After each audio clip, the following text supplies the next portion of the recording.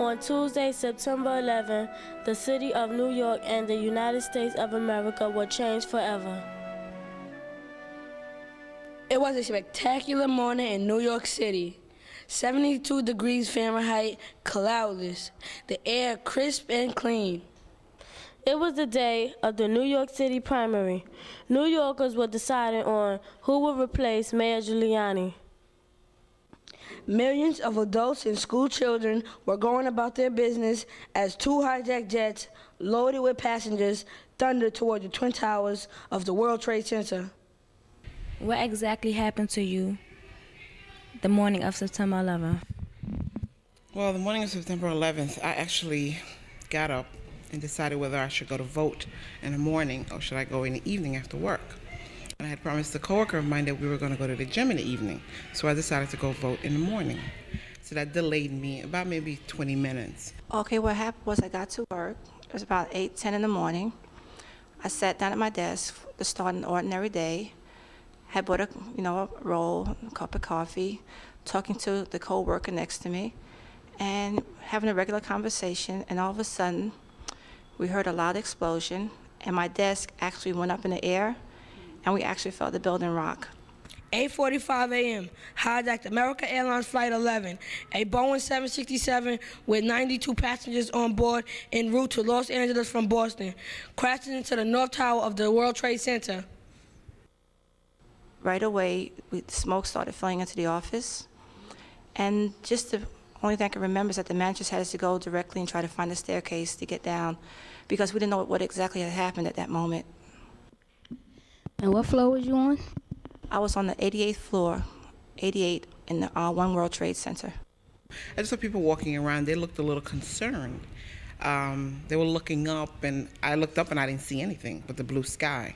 So I spoke to a gentleman and I asked him, I said, "Mister, what's going on? What's everybody looking so nervous about?" And he told me a plane just ran into the World Trade Center. And I couldn't see it. I said, "What? I don't believe it." And he took me down the corner and I was able to see, and I realized it was the building I worked in. Where were you on September 11th, and how do you feel? September 11th, the morning of, I was cooking breakfast with my roommate Stacy, and we heard it via another friend of ours.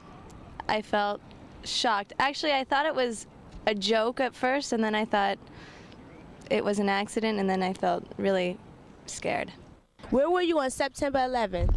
I was in my dorm room when it first broke, and then I immediately went to go see my brother who lives a few blocks away. Were you scared? At first, I didn't understand the magnitude of what was happening, but once I realized what was happening, I was extremely not scared for my own safety, but just scared for the consequences of what was going to happen after the attacks. 8:57, Mel Caller states smoke on 106th floor. People cannot get down. It was scary though, because the smoke was filling in the office, and you could see the wires were hanging from the ceiling, and the computers, the desk, things were turned over, so it was kind of scary. It was really scary. Where were you on September 11th, and how did you feel? Well, I was in school, and I was watching the buildings fall from the school window, and you could see the planes hit the building, and the Twin Towers fall. And I felt really sad because my sister's father was a firefighter, and he lost his life in the World Trade Center. 8:59, caller from 86th floor, ceiling collapsed. Where were you on September 11th? Were you scared when this happened? I was at one of my preps gym, and that's when it suddenly happened, and then most of my friends started crying, and we were all scared. 9:04, Mel Caller states trapped on 22nd floor. Smoke coming, unable to breathe. Where were you when you found out that the first plane hit the building? We were right here in the kitchen. Some neighbor came by and asked or said that a plane just hit the Trade Center. We walked right out on the street and you could see it from here. So we thought it was a small plane. We came to find out it was a big jet airliner. Right after that, we got the call to go over there and we went over. I was home. I saw the first plane crash into the buildings, and I knew that I had to come in and help the guys at work because I knew it was going to be a big fire. Hello, my name is Sophia Rivera of PS41's Kid Witness News Team, and today I'm here with Chief Joseph Morris of the Port Authority Police. Has your life been affected by the World Trade Center? Yes, very much so, the world. And how? Port Authority Police, we lost 37 members of the Port Authority Police, and we also lost 37 other members who work for the Port Authority, so we're deeply affected by it. Can you tell me more about that? Were you close to the Port Authorities? I was at the World Trade Center that morning with the collapse. And it was an experience that I'll never forget, and something I don't want to remember. Can you tell me your personal feelings about the tragedy that happened on September 11th? I think it's a terrible thing that happened, and anything I could do to help support the people who did come out alive, or the widows of the children, or the children who don't have daddies anymore, I'm here to do it. Have you lost anybody during the tragedy? I actually knew a woman who was on one of the planes that was turned around. I lost some very good friends who I love very much. I lost a lot of people that I knew very well. There you go. And it's affected me because, like everyone else, I have this terrible sense of sorrow and mourning over all of the families that have been affected by it, thousands and thousands. At the same time, it's also made me feel that the country and the city are stronger than ever before, because we're much united in understanding the importance of freedom and democracy, the need to defend it when it's put in jeopardy and under attack, and the unity that we all feel as New Yorkers and as Americans. So I think the worst day in American history ultimately and very quickly became its finest hour. Can you tell us what the place looked like down there? Like, describe the details? Well, there was debris everywhere, even before the buildings came down. There was already a lot of devastation. And at that moment, how did you exactly feel? I was scared because I had coworkers that were in the building, because we work in shifts. Some of us go to work for 8 o'clock, some go for 9, some go for 10. And there was a shift that was there for 8 o'clock. There are always people in the building. I worked in Tower 1 on the 97th floor, which is one of the floors that took the brunt of the impact of the plane. 904, Mel caller states 103rd floor, can't get out. Fire on floor, people getting sick. And there was one lady, I forgot, her name was Elaine, one of our workers. She must have been going to the ladies' room when all this happened, because she came in and she was burnt, her head down, all around her legs. Her skin was just like hanging off of her. She was so badly burnt. Her hair, her clothes, everything. And I'll never forget seeing that. They got her down, thank God. She's still in the hospital. She's in the burn unit. Roy Bell, who was on the 78th floor when the first explosion occurred, said that his shirt was on fire and the skin was burning off his hands. He left a message on his wife's answering machine telling her he loved her. 904, reports of people falling out of the building. We saw a man holding onto the edge of the building by his fingers for about a minute, hoping for the impossible. People realized when we were looking up. I saw debris. There was stuff coming out, big pieces of things. And they said, someone pointed out that it wasn't debris. These were people that were jumping out of the building. And the guy said behind me, he said, oh my God, he says to his wife, oh my God, they'd rather jump than to burn. Trapped between the 2,000-degree inferno and a 1,000-foot drop, dozens chose to jump, as hundreds, including children from nearby schools, watched below. I saw 3 people jump holding hands, said a construction worker. Then the wind took them in different directions. How did you feel inside when you saw people jumping? Not good, helpless. I mean, fire crews tried to get up there, and all the stairs were out, and the elevator cables are cut. No one could even get up there. So at that time, all I really had to do was rely on God to help me, and he said, it's time for you to go home. Get on the train and go home. And I started to get on the train, and that's when the second plane hit the second tower. 9:06, hijack United Airlines Flight 175, a Boeing 767 with 65 passengers on board en route to Los Angeles from Boston. Slams into the South Tower of the World Trade Center. Why? Why would somebody do such a terrible thing? Who would make them think that this is a good idea? Who would make them believe that they would want to destroy such important places?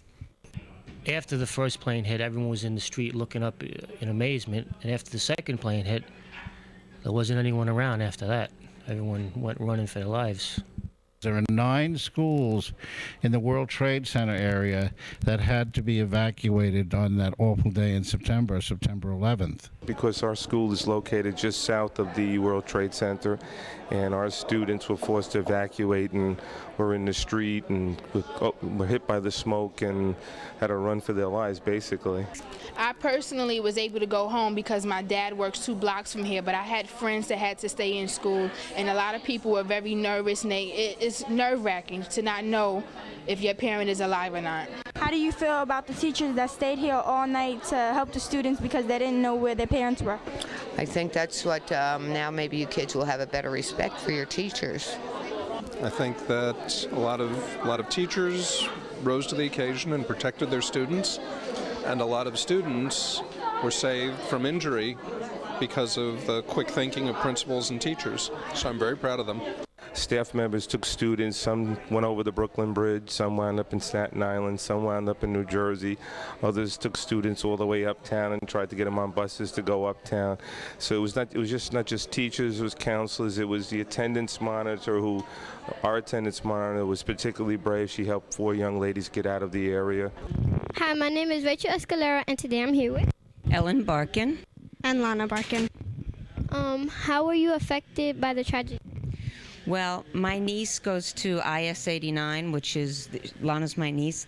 My niece had just started school, and so I didn't exactly know where her school was. I ran home, I pulled it up on my computer, I saw the map, I saw she was 4 blocks away. I started to get very, very nervous.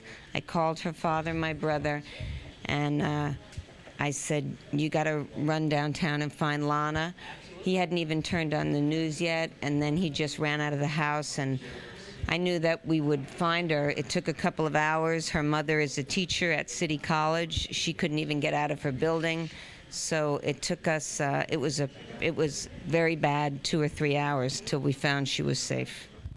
9:07, female caller states she is pregnant, 103rd floor, 30 people, lots of smoke. But the whole time I was thinking about my friends who I knew were in the building. My concern was if they were above the fire, because I could tell that it was below our floors. If they were above the fire, how were they going to get past it in order to get downstairs? Or will anyone be able to come to help them in time before it got to be too intense? How did you intend to put out the fire? Well, that was the dilemma. We couldn't really put out the fire because the magnitude of it and the height. Normally, we would go up there with some hose and hook up to a standpipe, which runs water through the whole building, so you're able to put something out that high up. But being that there were damage with the plane crash, we couldn't even do that. So it was just a matter of really evacuating as much people as possible. We saw people running for their lives, trying to get out of there, and we saw other people, firemen, policemen, running into the burning buildings, giving their lives to save others. Well, I don't know exactly how many, but I know that every fireman that went there before any of the buildings came down was either running up the stairs or in the lobby on the way up the stairs or already being relieved or doing some sort of event that had to do with the stairs. Yes, they were all in there. Okay, we were pretty relaxed coming down the stairs, and so because we didn't actually know what had hit, we didn't actually know it was a plane that had hit. So what happens, the way the Trade Center is made is that they have like the staircase unwinding. So you have some staircases that are re-entry staircases and some aren't. So we got down from 88, we got down to about the 78th floor, and there was a re-entry staircase, and we tried to open it. The managers tried to open it, but the door wouldn't open. There must have been debris behind the door. So the door wouldn't open, so the guys got together and they kicked the door, they banged, they did everything they could, it wouldn't open. And we kind of panicked then because We couldn't go any further down. That 78th floor, that was it. So what we had to do was the manager let us know, no, don't panic. We had to go back up from where we had just come from. We had to go back up several flights. And thank God we found it open. We found the door was open. There was a door there. And they were able to get that door open. And from there, we proceeded down the stairs. And that's when we saw the firemen. They were all coming up. They were handing out water. They were giving some people oxygen. And the firemen, you could see that they were afraid. But with the job they had to keep going. But as we were going down, is that they were going up.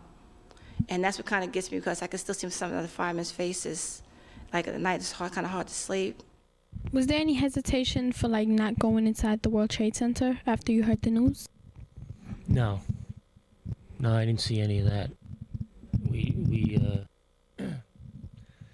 were going to do what we had to do. I mean, regardless of the situation, you still have to. There's a lot of people in there, so. 919. People trapped on 106th floor. A lot of smoke. Cannot see. Can't go up or down the stairs. Stairs have collapsed. There was just like a lot of water coming down the staircase, but the lights never went out. That was the good thing about it. But just there were people on the staircase that were, they had people in wheelchairs, and it kind of made the walk down the staircase a little slower, because there was people in wheelchairs and people in walkers. Some people had very bad asthma. Like one of the secretaries that I work with on 88, she was having her breakfast at her desk that morning, and she didn't make it out because what happened was she was about 55 years old, and she was like a part-time worker. But what it was, she had panicked coming down on the staircase, and so she had to keep stopping, to get air. And we got down to I'd say about the 30th floor, and that's when the fireman had told us just to, go down and clear the building, that they had her, and that was it. We never saw her anymore. And my manager, Frank DiMartini, he actually got down all 88 flights with his wife, but the kind of person I know he is, but he went back to help other people. He never made it out. All around, you could see the smoke, hear the sirens. Lower Manhattan has disappeared behind a veil of smoke. It looked like the whole city was in flames. The sky was so hot that it seemed like the birds were on fire. 931, President Bush makes a brief statement promising that the United States will hunt down the terrorists. There were people with different emotions. People were crying, people just walking, people were walking and talking. There were people who were talking about just nonsense. They're going here, they're going there, and I'm thinking, do you realize what just happened? Do you have any idea what just occurred? There were people who were talking about leaving the city. 936. Caller states they are stuck in elevator. States people are dying. As we were coming down, we saw many firemen and police that were going up. And they kept telling us, just be careful, be patient, and go down as fast as you can, but as safe as you can. So I think they did a marvelous job, and I just feel for the ones that didn't make it. This is what they do when we forget that to be a firefighter and to be a police officer means to put your life on the line for other people every day. How do you feel about the job that the firefighters have been doing?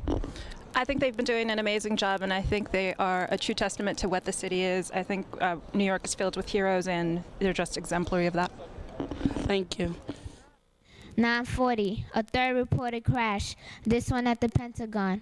It was a Boeing 757, American Flight 77, which took off from Dulles Airport near Washington and was bound for Los Angeles. 942, Mel caller states people still jumping off tower. Seeing people jump to their deaths, one person after another and after another, that's the one thing that keeps them coming back in my mind. One of the first known casualties was Father Michael Judge, the beloved fire department chaplain, who was killed by falling debris while administering last rites to a firefighter who had been struck by a body falling from the towers. 948, the West Wing of the White House is evacuated, and eventually state and justice offices as well as all federal office buildings. Vice President Cheney, his wife, and Laura Bush are hurried away to a bunker on White House grounds. Once I got down all 88 flights, I got out the building safely, but I was like out of the building 5 minutes. We were clearing away from the building when we heard an explosion, and we all turned to look to see what happened. And we actually saw the building with our own eyes coming down. At 10:02, Tower 2 fell. Thousands of people, including many of the rescuers, died as one floor pancaked into the next until it all came to rest in a 6-story heap. It's coming down. Everybody out. Run, shouted a fireman. And you know what goes through your mind? Nothing goes through your mind. You do what you told. You run. And everyone started to panic and they ran. And I also started to run too, but I got knocked down with the crowd. So from that I got 2 broken elbows and a broken ankle. The first tower came down on top of us, but we were on another side of the building, so it was like an earthquake. It felt like an earthquake, and then we were buried in debris briefly, and couldn't breathe, and we had to put the mask on, and it was completely dark after that. With all bridges and tunnels closed to traffic, people fled on foot. The Barkin Bridge afforded a terrifying view of the collapse of the South Tower. And one guy came running down the street. He was screaming. And I just, even though I wasn't running and screaming, I could completely sympathize with how he felt because that's just how he expressed himself. He just, I don't know, maybe his wife was in the building, his sister, his dad, his mother, I don't know. A fireman was yelling for everyone not to panic, but that was impossible because one of the tallest buildings in the world just collapsed right on top of you. Tried to assess the situation. Everything was covered with debris. It was dark. Very few people around, so. It was just dust covering everything. Dust, a lot of papers. Came all the way pretty much over the Brooklyn Bridge for miles. Just papers and dust. The streets of Lower Manhattan were covered with white powder. Someone remarked that the dust blowing around us might well contain the ashes of thousands of victims. When the debris started to smoke, the air started blowing in our eyes. It burnt my eyes. It gave me red in my lungs. And we waited for it to clear. It felt like an hour. It was probably about 3 minutes. How many firefighters was down there when the South Tower collapsed? When the South Tower collapsed, probably only about 200 or 300. When the North Tower came down, maybe about 1,000. And by the end of the day, probably 8,000. After the South Tower fell, a fireman coming out of the North Tower said, "Where is the other tower?" 10:10, hijacked United Airlines Flight 93, a Boeing 757 with 45 passengers on board en route to San Francisco from Newark, crashes in Somerset County, Pennsylvania. 10:12, male caller states he can barely breathe, 105th floor. Do you know anyone that was affected in the World Trade Center? Yeah, I know some people. We actually had a guy who worked at Channel 7. He was an engineer, and the TV stations had towers on top of World Trade Center, so he was working that day, and unfortunately he was lost. And then just other people who had friends, and then of course covering the stories. It's very difficult, as you know, as a reporter, sometimes to meet and see all the people who have had such a terrible loss. Did you know anyone affected in the World Trade Center accident? Actually, a very dear high school buddy of mine was killed in the World Trade Center disaster. His name is Artie Simon, and we went to Tilden High School together in Brooklyn. And I haven't seen him for 30 years. And 2 weeks before the World Trade Center disaster, we had a reunion. And I saw him. Thank you. 10:29 a.m. As if we were seeing a replay of what had already happened, the North Tower of the World Trade Center collapses. The destruction was total. It hadn't stopped at the last 30 floors or the last 10. There was only this shell. You couldn't believe your eyes.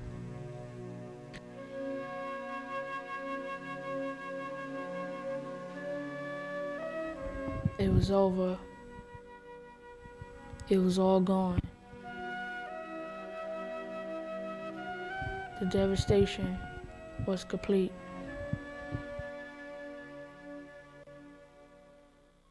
As we got right next to the South Tower, the North Tower collapsed. So we ran. I ran and said some bad things and dove underneath the truck. Another one of my friends just kept running till he got to the battery tunnel.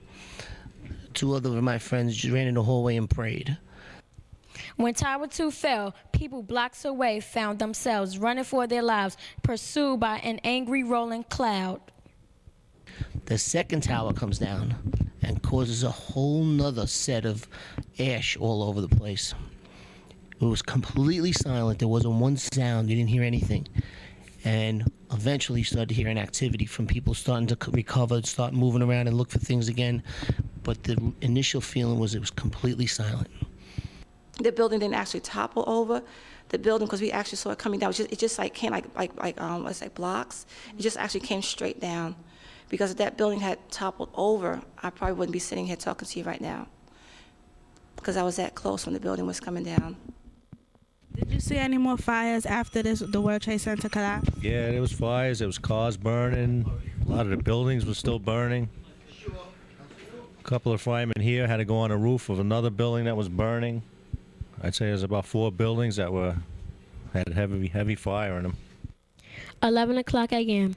New York Mayor Rudy Giuliani calls for the evacuation of Lower Manhattan. There are reports that 50,000 people might have been in the Twin Towers. How many were there today? How many got out?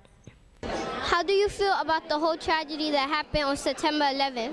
It's a terrible tragedy. We had so many good, innocent, honest, hardworking American people and people from other countries that just wanted to live their lives and do the right things and love their families, and they're gone forever. And that's why it's up to us who are left to make certain that we make their memories special and do everything we can to do the right thing to punish those people responsible. 12:36 p.m. President Bush remarked from a conference room that freedom itself was attacked this morning by a faceless coward. This was an attack of war. They attacked innocent people who went to work, who really had nothing to do with anything. They were attacking basically our way of life. 2:51 p.m. The Navy is deploying missile destroyers and other equipment to New York and Washington. Aircraft carriers are taking position off the East Coast. Fighter jets are streaking down the Hudson River. The terrorists are in our world. Now nothing is the same. Osama bin Laden is the one to blame. Why should he hurt innocent ones, take people's lives away? We are in a puzzle. I feel so sorry for families. Why, Osama, why? Don't worry, payback's coming. Don't worry, world, payback's coming. Like the terrorists, do you think that they should attack them back for what they did to the World Trade Center? Well, I think the response to the United States of America has been perfectly appropriate. It's a matter of self-defense. The United States is trying to eliminate terrorism and terrorists, as many as possible, before they eliminate us. You know, at the very beginning, you welcome the opportunity to be with other people, especially when we went back to work, because you get to see the people that are okay. And you remember the people that are not there, because our company, we had about 1,500 employees in the building between Tower 1 and Tower 2, and we lost 300. I lost people in my unit. About 5 people were killed. I lost some friends, and just very unhappy and very sad about it. How did the community get together that day? Well, afterwards, people started coming around and very supportive, donations, asking whatever they could do. Everyone wanted to do something. People just coming around asking for hugs, even, you know, everything like that. It was a real feeling of unity with the community. Hi, I'm Jaleesa Assistant for PS41 Kid Witness News, and I'm here with Jeff Landis. Could you say an encouraging or inspirational sentence to our audience about New York City coming back from this incident? Yes, I mean, we've been through a lot, but obviously September 11th really was something that none of us had ever witnessed before. But I think it is encouraging, because what we've seen since September 11th is tremendous sense of community, from whether you're a Wall Street investment banker to a teacher to kids. Everybody has really been coming together. But one thing I do see is that it did bring a lot of people close, because that day, as I was clearing the building, it's like people of all colors, all nationalities, races. it's like everyone was, lifting a hand to help one another. Like when I was walking and then my arm was so badly hurt, I had people give me towels and people gave me juice to drink because there was so much smog and so much, debris and dust and dirt. So that's the thing I think was more memorable about it, because it's like everyone joined together to help, and that was really great. 5:25 p.m. After warning it may happen again, a third building in the World Trade Center complex collapses. They can break our buildings and kill our innocent family members, but they can't kill and break our hopes and dreams, and most of all, our American flag. God bless America. Has your opinion about the flag changed since September 11th? No, I can't say it has changed because I've always honored the flag. I'm very patriotic. But I think when I see it, it means maybe even more to me than it did. Because in some countries, women can't even show their face, and let alone be the superintendent of a district. And so this country afforded me so many opportunities as a woman. And that's why I think the more we can show respect for our flag and our country, the better. The American flag, it gives me the strength and the courage, and it makes me realize what our country is and what it symbolizes. It symbolizes unity, and it symbolizes peace. It symbolizes the freedom that and what our country fought through, the struggles that we've been through. What do you think about the September 11th? I think September 11th was an emotional time for all of us, the whole United States, because I think before September 11th, we should have been appreciating our country more, not just September 11th. So I think it was real emotional. And our country went through a very bad experiences, but I think this event and this war that we was going through, it made us come together more as a country, and it made us much stronger. And we realize now that our lives could be gone within a quick second, and we also realize what our country really means. Do you think New York City should rebuild the Twin Towers? I think New York City should help, along with the Port Authority and the Commission and everyone else involved in it, the families of victims and the federal government. They should decide on the best memorial to do. A beautiful, soaring, inspirational memorial that will, for the right reasons, draw people there forever and ever to understand what happened and to do everything we can to make sure that something like that doesn't happen again. What would you like to see built to replace the World Trade Center? I'm not really sure. I'd like it to be a space where people still use it, as well as it be a place where we can remember and go and visit. I've heard a lot of ideas from really smart people. One of the ideas is to sort of build up to where the planes crashed and make that top floor a memorial. I think that's a great idea. What would you like to see built to replace the World Trade Center? Well, some sort of memorial, obviously. I don't know what else would really be appropriate. I can understand the victims' families not want anything built there. I mean, there's still people not found down there, so. If you had some words to say to the victims that were in the World Trade Center that died, what would you say? Wish you were here. How can you not believe in miracles when you realize how many walked out of the World Trade Center unhurt? How can you not believe in faith and love when you see the outpouring of those wanting to help? Rather than see the world as an ugly place after the attack, we see it as a beautiful place where people give all they can when called upon to do so. Who can ever forget the police and firemen who went into the burning buildings to save lives and never walked out? Who went in knowing that the chances were good they would never walk out? Nearly 3,000 dead. 343 were firemen. We will never forget those who died. As the stories come out of those who did not make it, you realize how every second made such a difference and how one wrong decision could have been fatal. We will never forget the World Trade Center.